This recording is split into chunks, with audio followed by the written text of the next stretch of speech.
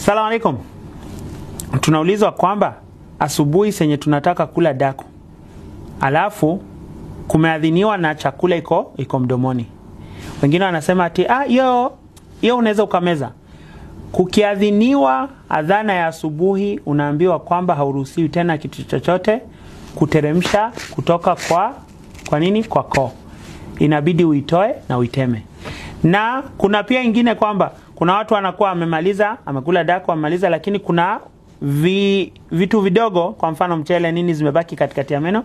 Kila baada ya lisali moja nusu saa kila anacheza na mdomo, anaona kwamba kuna vitu zinatoka katikati ya meno. Je, unaruhusiwa pia kumeza hizo? Hauruhusiwi pia. Kukishaadhiniwa adhana ya asubuhi, hauruhusiwi kukula kitu chochote tena. Inabidi uteme na usukutue mdomo, na ndio wanasema ni mustahabu ukishamaliza tu kula daku upige mswaki, ndio uconfirm, ukuwe sure kwamba vitu zozote zenye zilikuwa zinahesabika ni chakula zimetoka kwa mdomo, ndio uzitoe. Alafu sasa ukikaa itakuwa ni mdomo yako na mate. Unaruhusiwa kumeza mate.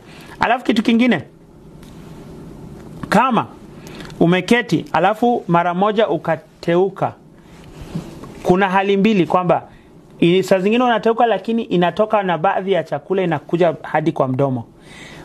Inasema kwamba ikiwa hiyo chakula itakuja tu baka, ama hiyo ukali wa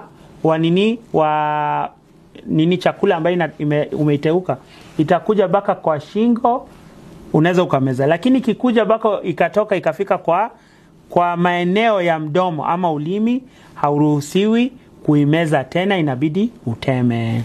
Na ukiimeza itakuwa ni kama umekula na somo yako itakuwa imevunjika.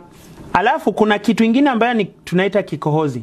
Kawaida kuna kikohozi pia ziko aina mbili. Kuna kikohozi ambayo ni mapua imefungika. Sasa wewe unajaribu kuvuta ama kuitoa, sasa inakuja inaingia kwa mdomo.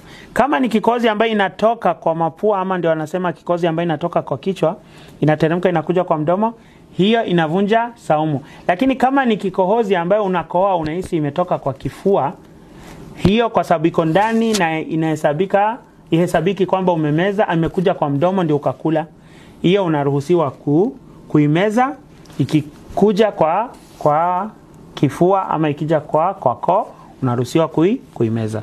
Lakini ya mapuani hauruhusiwi kuimeza, inahesabika umekula kitu ambacho kiko nje ukakiingiza tumboni.